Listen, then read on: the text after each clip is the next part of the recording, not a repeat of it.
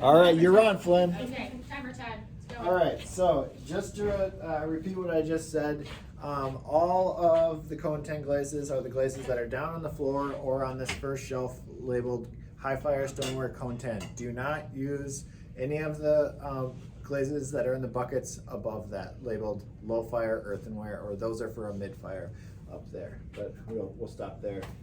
All of the glazes correspond with, or we are missing a couple tiles, but we can find them for you if you need them. The glazes that we're working with are right here. The names are on them, and the names correspond with the name on the bucket. Now, a lot of these buckets have been recycled, so what you're looking for is not the name on top. You're looking for that right there, the printed out version. That is the correct glaze. So if you're looking for, this glaze happens to be dry Chino, but on the top it says 446. This isn't 446, this is dry Chino. So always use that label. What about the tape on the side? Ignore that too? Not that one, but some of these down here have like tape on the side that says like orange. And...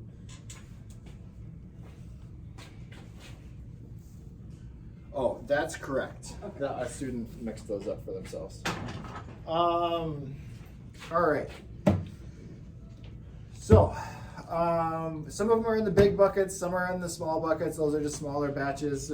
Perhaps those have been glazes mixed by students in studio class, or maybe they're just things we've experimented with in smaller batches. But the majority of these are in the big 10-gallon buckets, okay? It is the start of the semester, so they've been sitting over summer, so some of these may be settled, which means, like, you know, if you look on here, there's a bunch of different ingredients, just like our clay actually, that compose this. What a glaze is these combined are actually glass, okay? But we put water in there to suspend the glass, and then we can put our pieces in, or brush it on, or spray it on, or sponge it on. I'll get to that. But the reason we do it in a liquid form like this is to transfer the glass to the form, okay? Otherwise it would be powder and it wouldn't stick. So, and just a quick, I'm not gonna do like glaze alchemy in this class, but I'll just talk through it a little bit. There are what's called, there's fluxes in here, which are the melters, the glass former, but there's also clay in here. So this one has nepheline, cyanide, and spodumene. Those are melters, they melt the clay. It also has EPK, which is a white clay. It's like porcelain, but it's not technically porcelain because it has some impurities or iron in it. But what the clay does along with those fluxes is it stabilizes these. If we only had the fluxes in there, when we put them in the kiln, they would just run off the sides of the pots. They would just drip right off, okay? But with that clay in there, it helps stabilize the glass to not melt. And soda ash is an additive.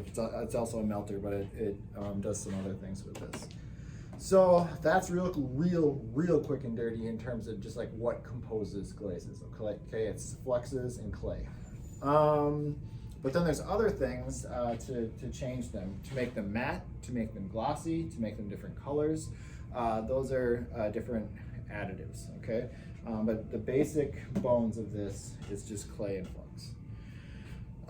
For the sake of this assignment, in the next assignment, we're gonna go further into surface techniques, and you're gonna have specific criteria for your assignment on how to approach the assignment two-dimensionally. But for this assignment, I want you to experiment, okay? Now, I mean that, I don't want you to go totally wild, and I'll get into that in a second, because we do have to use some restraint, or else these glazes will fall off, and that harms equipment.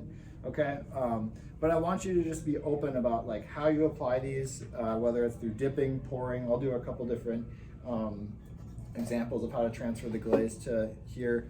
But just get used to this process and start looking at these glazes and thinking about different possibilities. I will just scratch the surface of possibilities today, but I think for some of you, glazing will end up being the part of this that thank you, Flynn. I didn't hear any beeping from you. Oh, it what? It was It's 5 about seconds. Oh, okay.